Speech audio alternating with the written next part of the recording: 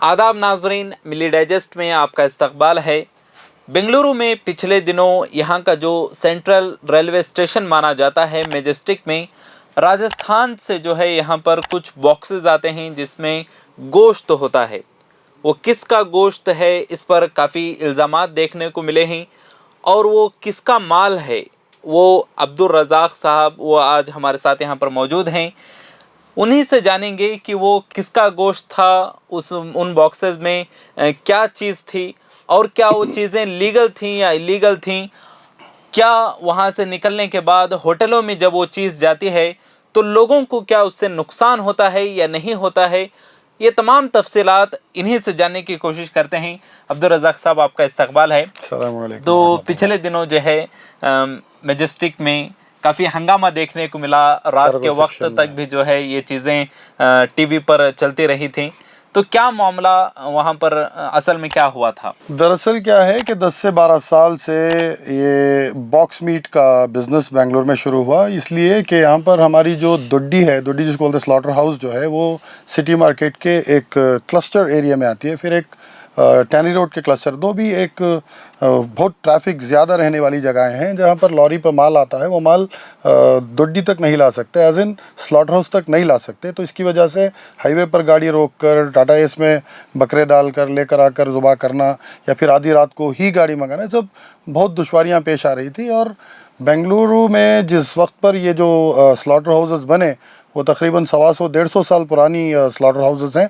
कम से कम इतनी तो बात याद रख लें कि 1920 में रसल मार्केट बना था, तो उससे पहले की ये स्लॉटर हाउसेस हैं। तो उस वक्त पर बेंगलुरु की जो आवाम थी वो तकरीबन 2.5 से 3 लाख तक की आवाम थी। आज वही आवाम 2.5 करोड़ तक बढ़ चुकी है।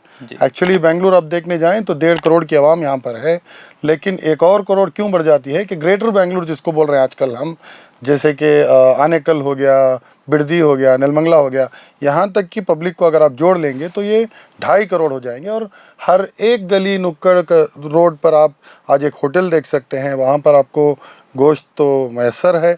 तो इन लोगों की सप्लाईज़ के लिए आप जिस भी मॉल पर चले जाएं, आप हर मॉल के अंदर आज गोश्त देख सकते हैं।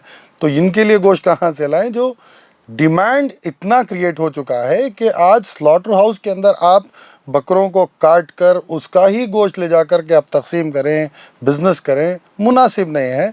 तो इसकी वजह से क्या होता है कि बिज़नेस को एक्सपेंशन बोलते नहीं, तो बिज़नेस एक्सपैंड करने के लिए रेडी मीट वहीं से काट कर, क्योंकि वहाँ पर की आवाम जो है वो लोग ये नहीं खाते, मतलब गोश्त ज़्यादा नहीं खाते। जो मारवाड़ीज़ हैं, जो जैन्स हैं, राजस्थान में अक्सर देखने को मिलते हैं, तो ये लोग नहीं खाते ज़्यादातर। तो वहाँ पर थोड़ा डिमांड कम है, जिसकी वजह से हम ना प्रोक्योर करने इजी हो जाता, आसानी से माल मिल जाता है।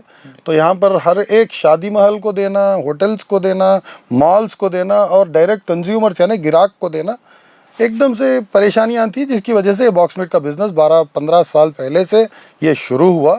इसके अंदर कोई चीज़ इलीगल नहीं है। ये चीज़ जो है ये बॉक्स पैकिंग के अंदर आती है, पूरे एफएसएसएआई के रूल्स जो होते हैं वो रूल्स को मेंटेन करके आती है। एक ज़माना था जब बड़े बोलते थे कि बासी गोश्त बासी गोश्त, आज ऐसा कुछ नहीं है। आप किसी भी मॉल पर जाएं तो आपको फ्रोज़न ही मिलेगा, भले वो मछली हो, प्रॉन्स, लॉबस्टर हो या कई रकम के गोश्त हों, आपको मैसर हैं, लेकिन फ्रोज़न ही मिलेगा। कोई मॉल वाला सवेरे आकर स्लॉटर हाउस में कट करके गोश्त ले जाकर के बेचना नामुमकिन बात है, मुनासिब बात नहीं है। लेकिन वहाँ पर देखा गया कि वो गोश्त जो है कुत्ते का है। क्या वो वाकई में कुत्ते का गोश्त था? क्योंकि वो जो जानवर है देखने में ऐसा लग रहा था कि उसकी दुम लंबी है। तो ये क्या मामला है? अलग अलग रीजन्स में अलग अलग जानवर ही नहीं, इंसान भी बदलते हैं। आप कश्मीर पर देखिए, कश्मीर में आपको गोरे मिलेंगे। आप तमिलनाडु पर जाइए और कन्याकुमारी तक भी जाकर के देख लिए तो आपको लोग काले नजर आएंगे। ये ज्योग्राफिकल चेंजेस हैं। यहाँ पर जो जानवर यहाँ पर आपको दिखेगा, बन्नूर में आपको दिखेगा एकदम गिड्डे बकरे मिलते हैं, मतलब कम हाइट के बकरे बन्नूर में मिलते हैं।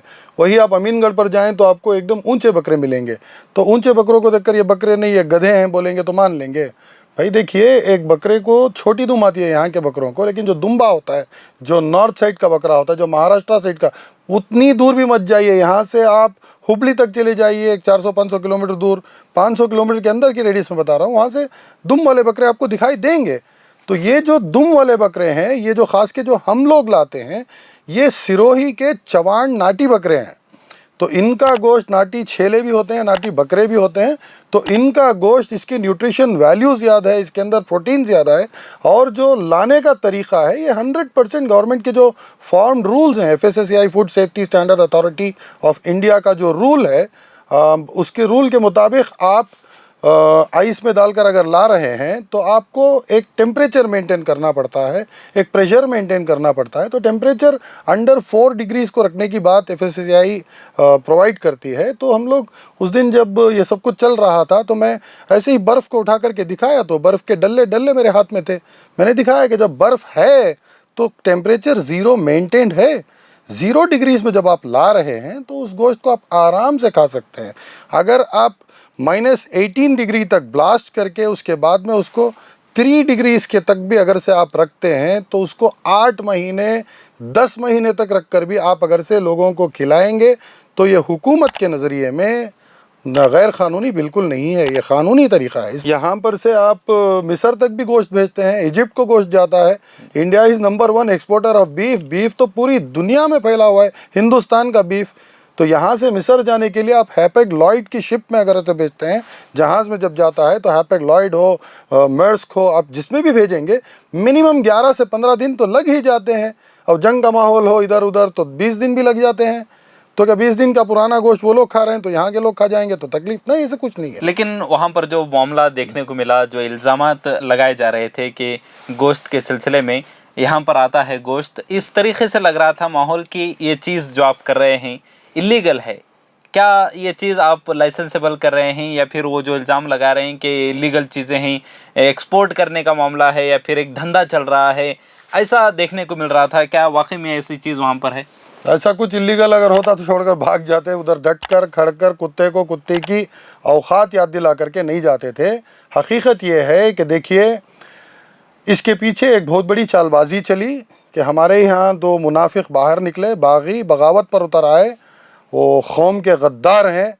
देखिए, कम से कम 85,000 लोग इस बिरादरी में आते हैं। आप पूरे कर्नाटक में देखें तो 85,000 हमारी बिरादरी है। हमारी माने ये कुरैश बिरादरी है। मैं भी उनका भाई हूँ, मैं कुरैशी नहीं हूँ बट मैं उनका भाई हूँ। तो मैं आपसे कहता हूँ कि कोई भेजे बेच करके पैसे कमा लेता है, कोई मुंडी और पाए जो बोलते हैं उसको भुन करके पैसे कमा लेता है, कोई बोटी सेल करके पैसे कमा लेता है, कोई गोश्त बेच करके पैसे कमा लेता है, कोई चमड़ा बेच करके पैसे कमा लेता है। यहाँ तक मैं कह दूँ, ये इसकी जो गिलाज़त होती है बहुत कीमती वो भी होती है, क्योंकि वो एक फर्टिलाइज़र बन के काम करती है वो पौधों के लिए। तो मैं ये बताना चाह रहा हूँ कि इसके अंदर बहुत सारे लोगों की रोज़ी जुड़ी हुई है। तो इसके अंदर आप अपने ज़ाती फ़ायदे के लिए, आप रोल कॉल करने के लिए, आप पैसे वसूलने की एक चालबाजी की नीयत से जो मुनाफिकत का मुजाहिरा आपने किया है, इसका जवाब आपको अल्लाह को भी देना पड़ेगा, कुरैश बिरादरी को भी देना पड़ेगा, मज़हब इस्लाम के तमाम मुसलमानों को देना पड़ेगा। इसलिए कि ये जो उंगली उठी है ये सिर्फ़ अब्दुल रज़्ज़ाक़ पे या कुरैश कम्युनिटी पे या कर्नाटक पे या बेंगलुरु पे ऐसा नहीं है, पूरी मुस्लिम कम्युनिटी के ऊपर उंगली उठी है। रोल कॉल की जो आपने बात की, ये भी चीज़ देखने को मिली कि वो जो पुनीत केरेली है, जिसके ऊपर मर्डर चार्जेस का भी वो सामना कर रहा है, अपने लोगों को वो साथ में लाता है। तो ये चीज़ देखने को मिली कि वो जो है वसूली करने के लिए आया था, जैसे कि आपने कहा। तो क्या ये भी चीज़ है कि उन्होंने आप पर ज़बरदस्ती की या आपके पास से पैसे निकलवाने की कोशिश की? ये क्या मामला है? ये बात तो सच है कि इसके पीछे एक बहुत बड़ी चालबाजी चली है, साजिश चली है। ये सब मैं प्रेस कॉन्फ्रेंस ऑर्गेनाइज़ करूँगा, प्रेस कॉन्फ्रेंस के ज़रिए ये बातों को वाज़ेह करूँगा। इससे पहले मैं ये कहना चाहता हूँ कि कोई शशि कुमार नाम का एक कमीना है जिसके साथ ये दोनों मिल कर के ये पूरी चालबाजी चले। जब इनकी कोई दाल नहीं गली, जब ये लोग आकर के बोले कि इलीगल धंधा है, तो हमने प्रूव किया कि इलीगल नहीं है। तो पहले ये लोग पुलिस के पास गए तो हमने क्लीन चिट ले ली, फिर इन्होंने BBMP के पास गए तो वहाँ से भी क्लीन चिट ले ली, फिर वहाँ से ये लोग FSSAI के पास गए, हेल्थ डिपार्टमेंट में गए, हर जगह पर जाकर के लाइसेंसेस दिखाए गए। लाइसेंसेस हैं, बिना लाइसेंस का कोई बिज़नेस तो नहीं कर रहा, तो हर चीज़ को दिखाया गया, हर जहाँ से हमको क्लीन चिट मिलती गई। तो अब जाकर के जब कोई दाल नहीं गली तो ये 2 मुनाफिक, ये मुर्तद, ये पूर्णैया, ये मीर सादिक, आज के ज़माने के मीर सादिक निकल के जाकर के क्या किए, वो पुनीत केरेली को मिलकर उसके साथ निकल कर आकर इतना बड़ा हंगामा खड़ा कर, इतना बड़ा इल्ज़ाम हमारी कम्युनिटी पर, हमारी बिरादरी पर और हम पर लगाकर आज कहीं जाकर बैठे हैं। मैं ये कहना चाहता हूँ, देखिए, अगर आपको ज़ाती तौर पे कोई नुकसान हुआ है तो वो आप देख लें, लेकिन सारे मज़हब को बदनाम कर देना, इसका जवाब तो यही नहीं, अल्लाह के पास भी देना पड़ेगा। ऐसा तो हो ही नहीं सकता कि आप पुनीत केरेहल्ली को नहीं जानते, और ऐसा तो हो ही नहीं सकता कि बिल्कुल उसी वक्त पर आप वहाँ हैं और उसी वक्त पर वो भी अपने कुत्तों को लेकर के साथ में आ गया झुंड बनाकर। ऐसा तो हो ही नहीं सकता ना। इन लोगों की मुनाफिकत जो है, ये जो कौम के साथ गद्दारी किए हैं, जो कुत्ते के साथ, जिस हरामी के साथ, हरामी इसलिए कह रहा हूँ क्योंकि हराम का धंधा करने वाला है, एक दलाल है। मैं माफ़ी चाहता हूँ, माजरत चाहता हूँ, मेरी ज़बान ऐसी नहीं है, लेकिन उस कमीने के लिए, इस दलाल के लिए जो हैवानियत का धंधा करता था पहले, तो उसके साथ मिल कर के आप में और उसमें कोई फ़र्क नहीं है। आज कौम के साथ आपने गद्दारी की, आपकी वजह से बहुत सारे लोगों का नुकसान हुआ है। इसमें कहीं ना कहीं देखा गया कि मामला जिस तरीके से आप बता रहे हैं कि ये आम बात है एक बिजनेसमैन के लिए जो भी इस फील्ड में काम करता है। मीडिया जिस तरीके से आप पर टूट पड़ रही थी, वहाँ पर देखा गया कि वो जो आए थे वहाँ पर लोग जिनको आप कह रहे हैं कि कुत्ते बनकर आए थे, तो उनके सपोर्ट में लग रही थी मीडिया, और कहीं ना कहीं उनसे आगे बढ़कर मीडिया जो है लोगों को प्रोपेगेंडा करने में, फैलाने में लोगों तक, वो भी नज़र आ रही थी। उनको क्या आप कहना चाहेंगे?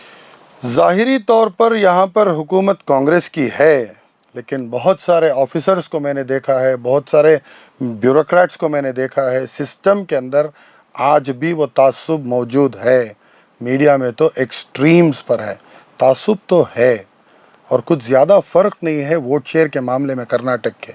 आप बीजेपी के और कांग्रेस के वोट शेयर को देखें, कुछ ज़्यादा फ़र्क नहीं है। मैं ये कहना चाह रहा हूँ कि तासुब है। अगर मुस्लिम कम्युनिटी इसके अंदर कटघरे में खड़ती है तो इन लोगों को खड़ाओ। अरे कौन नहीं जानता कि वो बकरे का गोश्त, ऐसा हो सकता है कि कोई कुत्ते काट के लेके आके इधर दे दे? भाई पूरे राजस्थान में 7 लाख कुत्ते हैं। ये मैं जो बोल रहा हूँ मंधड़क बातें मैं नहीं करता, मैं फैक्ट्स बात करता हूँ। आप एनिमल हस्बेंड्री की वेबसाइट में जाकर के चेक करें कि पूरे राजस्थान में 7 लाख कुत्ते हैं और पूरे जयपुर में 50,000 कुत्ते हैं। एक दिन के आप अगर 500 भी कुत्ते काट दें तो 100 दिन 3 महीने के अंदर पूरे कुत्ते ख़त्म हो जाएंगे। 10-15 साल से बिज़नेस चल रहा है। कोई मजाक है क्या? मीडिया वाले नहीं जानते क्या? वो बेवकूफ़ हैं।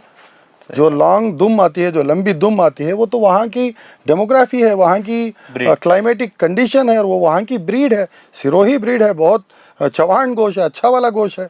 लेकिन ये लोगों का कुछ एक साजिश थी जिसकी वजह से ये लोग आकर के किए। अल्लाह इसका बेहतर बदला उन लोगों को देगा। ज़रूर इसका जी इंतज़ार करें आप। जी, बहुत बहुत शुक्रिया अब्दुल रज़ाक साहब बात करने के लिए। तो जिस तरीके से आपने सुना कि बेंगलुरु में जो कुछ भी मामला हुआ और जिस तरीके से मीडिया आगे बढ़कर लोगों को प्रोपेगेंडा लोगों में आम करने के लिए और मोबिलाइज़ करने के लिए, और ख़ास करके मुस्लिम कम्युनिटी को जो है इसमें कहीं ना कहीं नुकसान पहुंचाने की और उन्हें टारगेट करने का जो है एक पीछे का उनका मंसूबा नज़र आता है इन तमाम चीज़ों को लेकर के।